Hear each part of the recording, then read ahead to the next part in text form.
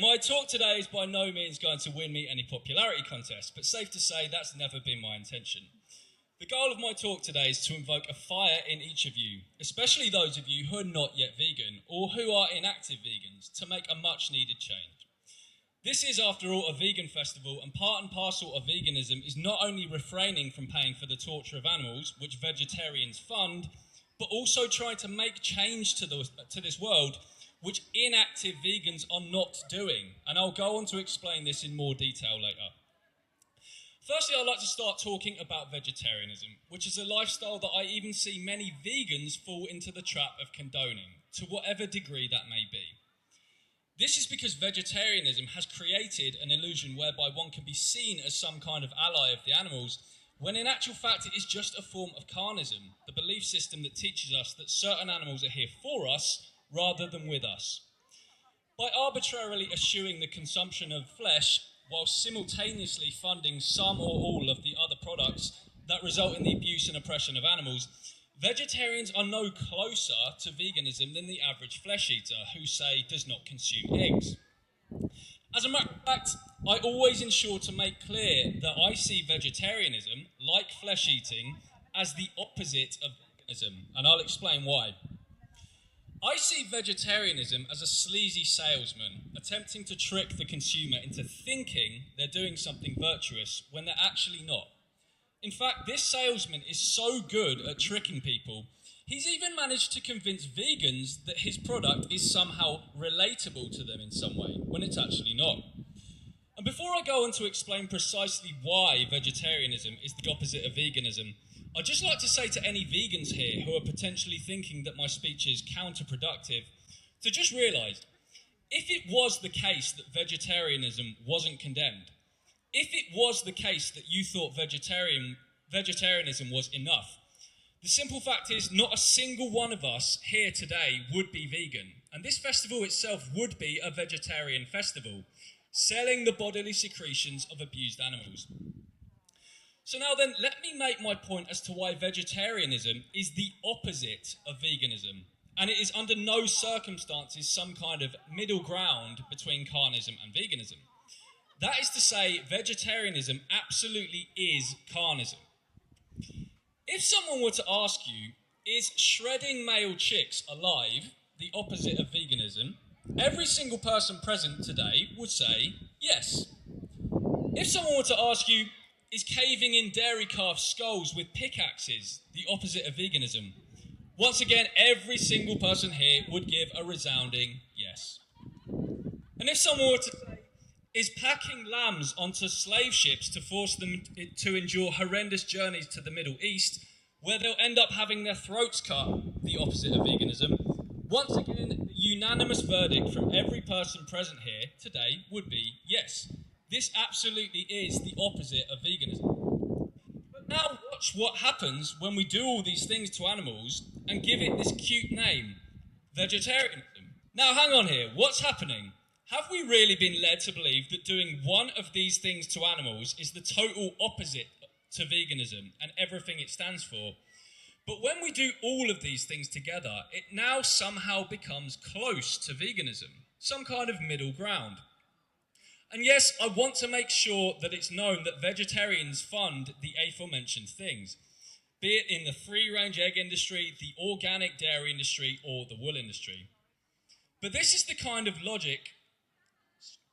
logic of those who see vegetarianism as some kind of ally of veganism, or some kind of middle ground. These acts in isolation are the opposite of everything we stand for, but done together and with a word beginning with V slapped onto it, and now it's a semi-appealing product. Now, a message to all the vegetarians present today who have felt a little uncomfortable about hearing all that. Good. This shows that you're a compassionate person and know that doing these things to animals is immoral. I'm not here to be your enemy. Rather, my speech is to get the best out of you.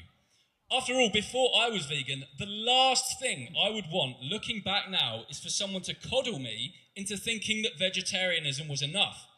I am very happy that it was made very clear to me from the start that vegetarianism is a system that revolves around the oppression and objectification of animals.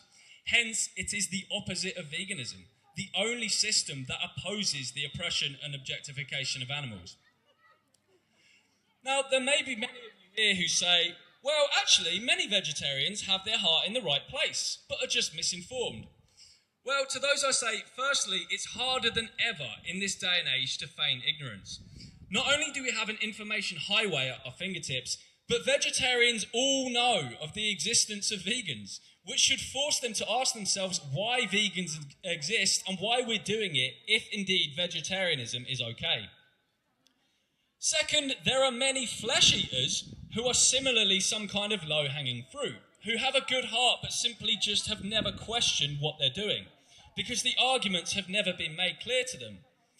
As an example, I was never a vegetarian in my life. It was only when I came across Gary Yourofsky's phenomenal Best Speech You'll Ever Hear in 2012 that I made the switch. I put it to many of you in doubt about my talk so far today that I was actually closer to veganism as a flesh eater than any vegetarian in this world today who straight up refuses to change. Does this mean flesh eating is not the opposite of veganism now, just because people like myself existed? Of course not. To really drive this point home, look at the country of India.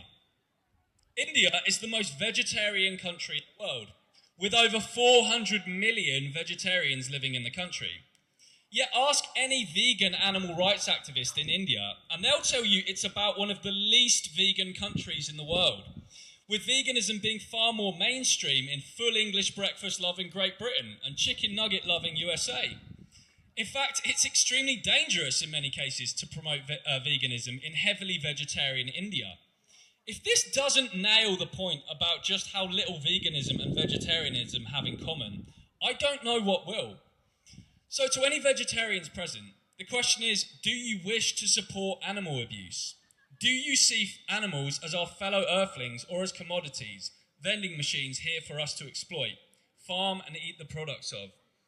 If you do not support animal abuse, and you do indeed see animals as here with us rather than here for us, please make the right choice today and stop funding the horrors and atrocities of animal agriculture, a torturous and barbaric enterprise that sees the mass murder of 2.7 trillion animals every year. Thank you.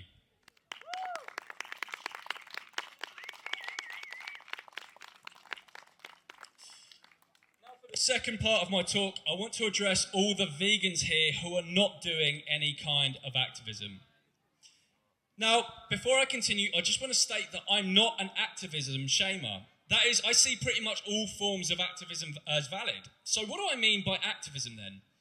Well, not only do we have things like street outreach, hunt sabbing, liberations and protesting, but activism can also take the form of posting on social media, stickering, chalking, letter writing, art, music and petition signing. And cage smashing. Activism in the digital world need not require you to be physically active. Often the most powerful way to create change is from your own home. Given the fact that we have the power to change people from our own living rooms, what excuses does any vegan here have to not be active, to remain silent in the face of injustice? The animal oppression enterprise is the largest system of oppression in history, enslaving and murdering trillions of animals every single year. Given the magnitude of this atrocity, it becomes even more of an injustice to know that people are sitting around and not doing anything about it rather than taking action. But I am taking action, I hear you say. Well, if all you're doing is simply not buying animal products, I beg to differ. You see, veganism is not an action. It's actually a basic inaction, a moral obligation. Let me make an analogy. By refusing to participate in Yulin Dog Meat Festival in China, is the average non-vegan in this country an activist against the dog meat trade? Of course not. Simply refusing to participate in an atrocity is not a form of activism. To be active is to try to create change in the world, either by direct action or via education. Think about it this way. Think of all the animals you were responsible for harming before you turned vegan. When you die, how are you going to actually offset that number and ensure your existence was a net positive for animals? It's all well and good saying you'll never buy animal products again, but guess what? There's already a group of people on this earth who are doing that, who aren't even vegan. You know who they are? The answer may surprise you. Those of you who are good at thinking outside the box may have clocked who exactly it is I'm talking about. The answer? Dead people. That's right, dead people, including the worst bacon trolls and animal abusers who ever lived, no longer buy any animal products from the store and play no role in animal oppression. Vegans who refuse to get active or speak out for animal liberation are analogous to dead people in that while they may not actually fund animal abuse anymore, they're not actually actively making change aside from that. Being vegan and indeed being dead is simply a passive stance in relation to animal oppression, a non-action. Indeed, if being vegan alone is doing something for animals, then by this logic, a bacon troll who dies at 23 years old has done more for the animals than a vegan who only changed at 42 years old, but who never speaks out about it and does no activism. Clearly, this is not a position anyone here wants to be in. No one has any excuse not to play their part in actively doing something about animal oppression. With great power comes great responsibility. As members of the most powerful species on this planet, we are all responsible for helping to end history's most large-scale oppression. Today in Evesham, we all have the opportunity to network with fellow vegans and to try to get involved in activism. But I'll troubleshoot some of the more common arguments people have now as to why they can't be active. Number one, I don't have time to be active. We all lead busy, stressful lives in our hectic society. But a vegan saying they don't have time to be active is no more valid than a non-vegan saying they don't have time to be vegan. Especially as in this day and age, there are ways to do activism without even leaving your bed. Posting on social media, popping a message or sticker in a box of eggs at the supermarket, signing online petitions and so on is all activism and takes little to no time. All activism is valid. Number two, but I can't post on social media because of my job or because I want to remain anonymous. This is maybe the easiest one to respond to because social media, as one example, is anonymous. You don't have to have an account revealing who you are. Here's a tip anyone can do. Create a TikTok or Instagram account using an alias. Upload a short piece of footage to Reels or TikTok, so perhaps Gary Yourofsky's speech or a 30-second segment from Dominion. And boom, you have just made hundreds or thousands of non-vegans see something today they may never have seen. And your employer, family, and so on have no clue that it was you behind it. Number three, now obviously we have to approach this one with a bit of compassion and understanding, but number three is I have a condition or disability that prevents me from being active. Now, it would be totally unfair for people to ask you to get physically active due to this. But activism these days need not be physical at all. Social media, signing petitions, making phone calls, joining pressure campaigns, letter writing, making podcasts, donating to causes and activists, and so on are all things that activists with disabilities can do to fight for animals. Disabled activists exist within the vegan community and are here to help you if you have any questions. Number four, I get burnt out or mentally exhausted. My advice for this is take breaks and do forms of activism that don't burn you out or mentally exhaust you. There is always something you can do. Remember, nothing we go through is anything like what the victims are going through. Number five, and this is my favourite one, I think you'll all like this one as well. There's too much toxicity in the vegan movement, or I was kicked out of this group, or infighting, right? We've all heard this one before. We can all relate to this. But here's the thing, activism has never required multiple people in order to work. In fact, even the most notable activists like Gary Yourofsky advised many years ago, he said this years ago, not to work with other people doing activism and that you should only do it yourself. Now, I'm not saying that I'm not exactly condoning that and just saying you should only do activism by yourself. But if your shtick is not to work with other people, then great, do it yourself. Even one of the best of all time specifically said this years ago, that activism should be done solo, so this can't be an excuse. Using the excuse of being pushed away from activism by other activists is like that classic non-vegan excuse we've all heard of, right? Everyone here, I would be vegan, but vegans push me away from it, right? This is a hilarious objection, and we simply shouldn't stand for it. Solo activism makes up the majority of activism. Stickering, making vids, leafleting, solo disruptions, solo liberations, letter writing, signing petitions. I sound like a broken record now, but the point is there is no excuse not to do these things if you dislike working with others. If you don't want to team up with other vegans, don't. Hopefully I've now addressed the most common objections to not doing any activism, but we can address more in the Q&A at the end of the speech if anyone is unsure of any.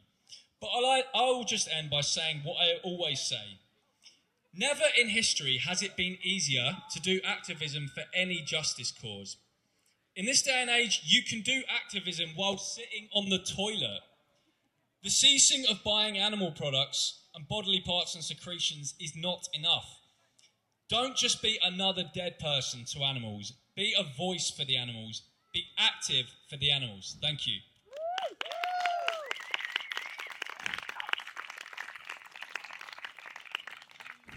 And if anyone has any questions, we can do a Q&A now for like, how long have we got? How long would you like? 5-10 minutes? 5-10 minutes. Put your hands up if you want to shout a question.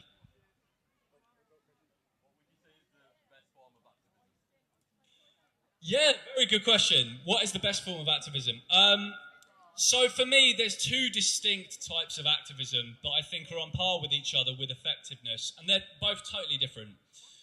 So I think educational activism through social media is extremely powerful. So sharing documentaries and speeches and stuff, that's probably the reason, I could be wrong, but I think it's probably the reason most of us here are vegan today, is that we actually saw something probably online.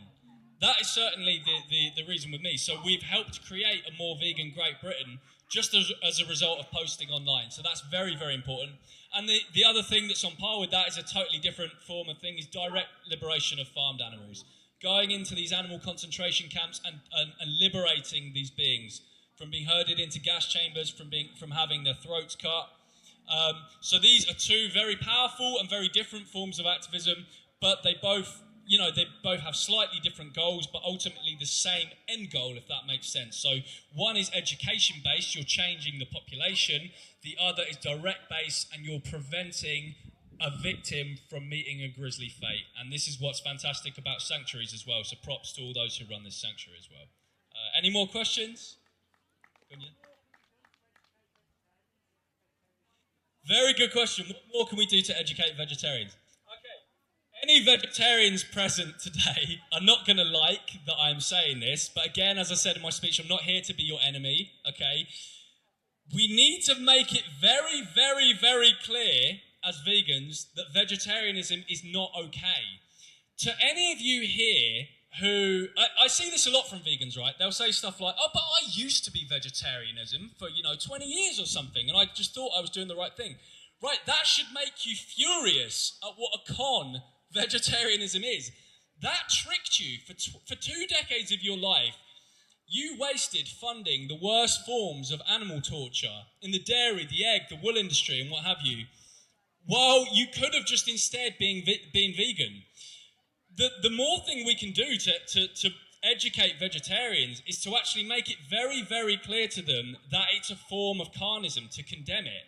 Any vegetarian whose heart is actually in the right place, who is actually in it for the right reasons because they want to change for the animals, will actually appreciate this if you just tell them that what they are doing is wrong and that they should be vegan if they want to cut out animal abuse. In fact, can I have a show of hands here today of vegans who used to be vegetarians who would be pissed off if a vegan didn't tell them when they were vegetarian that they were funding animal abuse? Yeah, so this is the thing, guys, vegetarians will just appreciate it if you just make it very clear that vegetarianism is a form of animal oppression, right? They won't, like, any vegetarian who's going to get angry at you, who's going to get mad at you for simply telling the truth and is just never going to change, they're a lost cause. The ones who genuinely, deeply care about animals, they want vegans to actually tell them, to make it very clear that vegetarianism is carnism. So that's what we have to do to get more vegetarians on board and to make it, to edify them in a better way. Any more questions? Thank you. One more question. Yeah, great question. So the whole friends and family thing, and, do we have, there's this thing about we often have more luck doing street outreach, but damn, family and friends, we facepalm a lot of the time. Look, I always go by what Gary Yourofsky said years ago. He said family and friends are the hardest people in the world to convert.